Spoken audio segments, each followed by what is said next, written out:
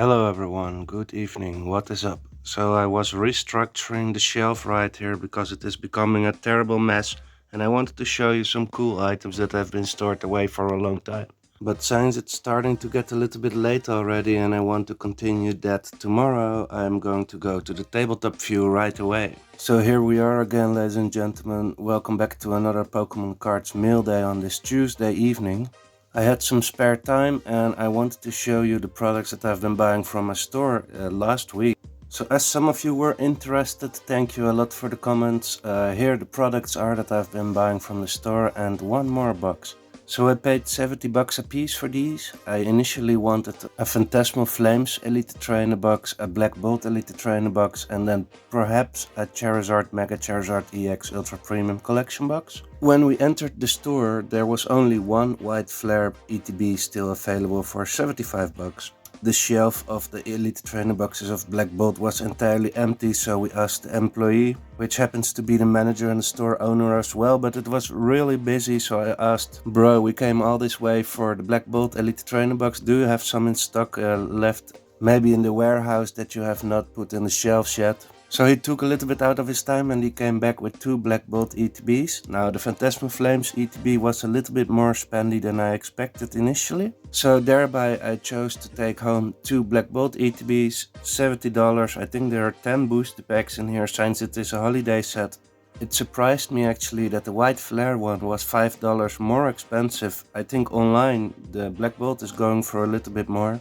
And same goes for the cards as well. The most expensive Sacrum is more expensive than the Reshiram and even the Victini that is in both sets. I think the Black Bolt version is a little bit more expensive, but I purchased something else as well, hang on. So yes, I was giving you an overview of my own personal shelf where I store all these sealed products. This is one of the reasons why I showed you and why I'm quite busy at the moment restructuring everything. I have to put it away very carefully, make sure the seal is really nice and tight. And those are actually some of the first, a little bit larger products that I've been purchasing lately sealed to add to my sealed collection. For the last few years I only had purchased a couple of sleeved booster packs and that kind of stuff, maybe some mini tins. Feels good to be buying some ETBs again, and the Phantasmal Flames ETB is still in the planning, but I hope to find it $20 cheaper somewhere else. But I had some budget left and I saw this box, and initially when I didn't see the Black Bolt ETBs I took an entire bunch of these boxes to take home. I planned to do that. Luckily he came back with the ETBs, but I still took one of this Black Bolted White Flare Victini boxes. And the reason is the price, and you know that I love to take home products that I think that I can break down with to sell the separate parts individually for a little bit of profit. So this price is really cheap. I think it was originally MSRP or moving for 25 bucks. I totally don't mind paying $29.99. I think on the European card market it is already $31.99 from private sellers. So this is a really good price for a store. And now since I have these ETBs, I'm planning to break this one open. In fact, let's do that right away for this Pokemon Card Mail Day. So let's see what we can find in this box. I'm really excited as well. I went to the store this Saturday with a buddy that went there previously alone or with another buddy, and he purchased the Phantasmal Flames ETB and the Black Bolt ETB. And now that we saw these boxes, he purchased one as well to keep in the sealed collection. I'm really glad he is starting to get back into Pokemon card collecting. He is buying booster boxes to keep sealed left and right. Really cool to see. And he was around during the Sword and Shield era, the start of the Sword and Shield era, and he opened probably a lot of Lost Origin, Evolving Skies, Brilliant Stars celebrations like me, Fusion Strike, Silver Tempest, and now he is just purchasing all these boxes back for the higher price. Really cool to see, and I really admire that as well. Because like I just told you, I haven't been buying sealed product for a very long time due to the price memory back towards the other times where you could buy an ETB for 35 bucks or a booster box for 100 bucks. So yeah, let's get into this one. So what do you think, guys? $29.99, a good price. I will tell you exactly what is happening here, and we move into the Pokemon cards that I've been buying over the last week later in the episode, so please stay tuned. Or if you are here for that, skip ahead. Okay, so now we have this one here, the Jumbo card. I don't think too much of it, jumbo cards. I have an entire collection put away with all the jumbo cards from the collection boxes that I've been opening for like 5 years ago. I'm just gonna add it there at this tough sell because it is tough to ship. You need a really nice big bubble mailer and a large piece of cardboard to protect it. So this might be something to take with you to a vent on an event, for example. Now here are the booster packs. So white flare, count with me. We have 2 white flare booster packs going for $7 a piece approximately. I think I'm able to sell the Black Bolt booster packs for a little bit more, like even $10 or so per piece. Between 7 and $10 a piece at least. So stay with me there. That means we have in the best situation $7, $14, $24, $34. So and then we have 2 more items in this box actually. And this is the one that I was talking about. We have $34 in booster packs from a $30 box. And I have been selling and buying this card separately as loose cards when this box was originally released. And this card shot up to 14, $15 a piece. I think it is now down to $7 a piece approximately. So we have $34 in packs and $7 promo, maybe $5 or whatever, right? And then we go to $40. So we make $10 if we are able to sell it separately. Now I don't do it entirely for the $10 profit, but it is also nice to have some of these in your inventory. It is just a nice addition to have in your inventory, right? If someone is buying a card from me or a booster pack and they come along, scroll along these packs, they might think, hey, I scoop one of those up as well. And I'm just gonna put it up online and we will see. Alright, let's clean it up a little bit, and I would be really glad when I have a little bit more space on the shelf tomorrow.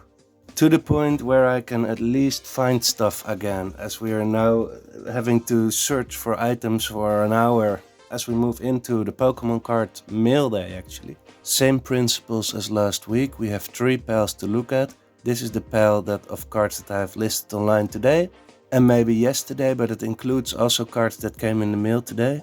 Then we have a small pile of duplicates right over here. And then I have a pile of cards that I'm going to add to my personal collection. So let's move into it right away. We have the Snivy from Black Bolt in English. And I picked this one up from a Japanese seller, and unfortunately on the backside a lot of whitening. Although it is very light whitening, not very massive whitening, but everywhere a spot here and there. So yeah, I paid $15. I was planning to sell it for 16, 17, 18 maybe. And we move into the Mewtwo from 151. I still know the time where I was buying this card for 6, 7, maybe $8, and I now purchased it for $15. I'm trying to sell it for 16, 17, something like that. It is a beautiful card, but I was shocked by the new prices of these cards. So we have a Nearmint Charmander, that is very glad to see that. And then we have a Squirtle with the print line. And this happened to me actually now a couple of times with specifically the Squirtle. It is actually quite funny. I'm not able to find the print line anymore that I wanted to show you, but I marked it as excellent, so let's keep it as that. Let's move into some more cool cards. So I've been able to sell and buy a new Kirlia and Ralts. Then we have a Caro Costa is the name, I believe. A very cool turtle Pokemon, just like the Tortuga or something. I wasn't familiar with these Pokemon, but they are really cool, and apparently both from the Black Bolt set. I meant the pre-evolution of this one. Those are really gorgeous cards. It does remind me of Mitsuhiro Arida artwork, but it is illustrated by Takeshi Nakamura. Then we move into an Articuno. So I have been watching the prices of the Nihil Zero Pokemon cards, and specifically the art rares in Japanese. There are some really cool cards in there, but I am not buying them yet, as I have seen what happened to the Mega Dream cards. It is a particularly small set even, so I think there will be massive amounts of these art rares being pulled on the short term, so it will drop the prices, and I'm just patiently waiting this time, not making the same mistake again.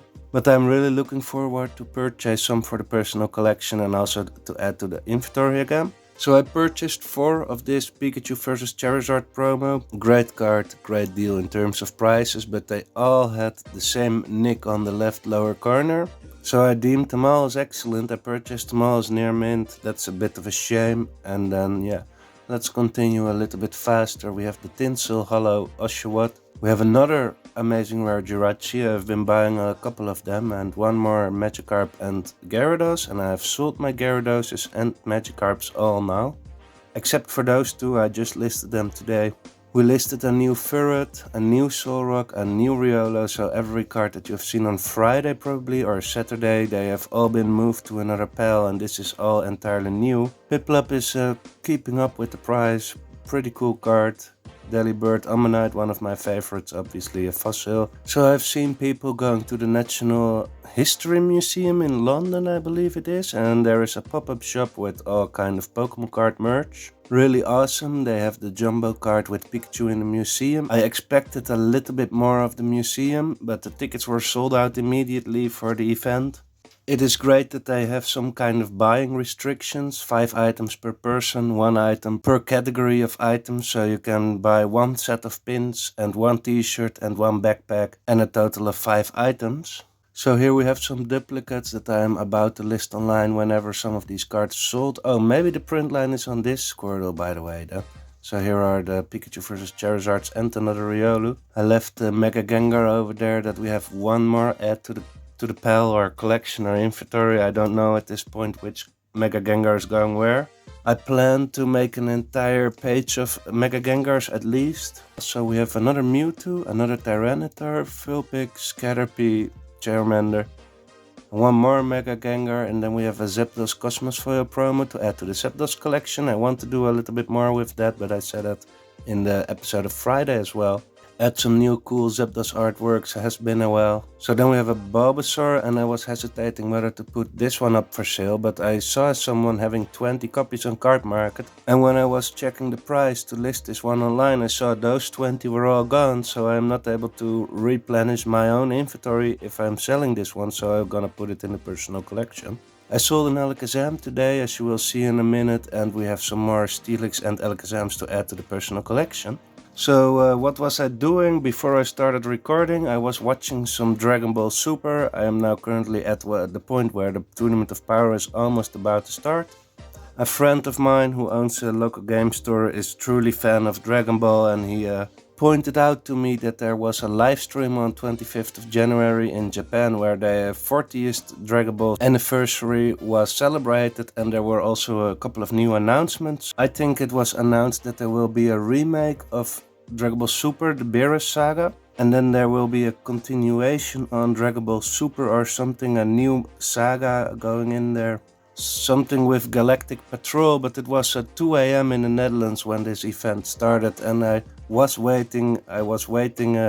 I stayed up very late, and then when the event started I fell asleep immediately after 5 minutes. So yeah, that was a bit of a bummer, but I was able to watch it back, and I got updated by 2 friends who actually watched as well. Very curious to see what's going to happen with the Dragon Ball TCG, and I really a fan of the anime, so I'm going to continue watching the Super and then some movies. Maybe I go back even to Dragon Ball Z. I think I have not fully appreciated the Cell saga enough. I watched the Frieza saga a lot of times. But anyways, I digress, and the last cards that I'm going to show you here are orders that I still have to pack here at 11 p.m. And after that I'm going to sleep, and tomorrow to the post office again. So we have a Bulbasaur that I have to ship out with a letter mail. Just a regular bubble mailer, really cool card. Purchased today, listed today, sold today as well. Really nice, smooth transactions. So we have some Black Bolt Bisharp here. Really a chess fan myself, to be honest. And then we have an Arbok, a Beware, a Houndour. So those didn't make the $50 mark, obviously, so those won't get their own short. An Alakazam, Caterpie, and then the Drapion Claymation by Yukimori. Great card. I've been purchasing some more Yukimori cards, and this one is going to be shipped out tomorrow. Now then, due to some delays over the weekend, there is no mail in the weekend usually. So I was looking through my old binders and I saw that I had collected this Zygarde EX, so I put it online on Sunday. Or maybe on Monday, that I put it aside on Sunday to list on Monday, because Monday there is no mail, Sunday there is no mail. And yeah, with perfect order coming, I knew obviously that it would be sold pretty quickly, and now we have to ship it out tomorrow. And alongside it is the Paldean Wooper, really cool. Talked about that Wooper in the previous episode, I think, I'm not sure. So it has been listed for around 5 days. And then we have the Eevee from the holiday calendar, and this person. I sold a bunch of these Pikachus, and now people see when they see the Eevee listing, everybody is asking me about the Pikachu as well. So I said maybe in the coming weeks I have some more in stock. So yesterday someone purchased a bunch of the Pikachus from me, and now this guy also wanted the Pikachu, so I gave him my last one, and now we have to search for more. There are only 2 left in my personal collection, and that are the ones with the swirls that I mentioned on Friday or Saturday as well. So that was it. I'm going to package all the stuff. I'm doing some more restructuring of the shelf tomorrow. Finally be able to put some sealed stuff away farther back, because some of the stuff I don't want to touch anymore in the upcoming years, and it is still standing in front, so I can use that space for things that move quicker again. A lot of stuff to do. Thanks everybody for watching. I hope you have a wonderful evening or morning or afternoon or whatever, whenever you are watching this video. Leave a like on the video and subscribe to the channel for more Pokemonster content, and I'll catch you all on the next one.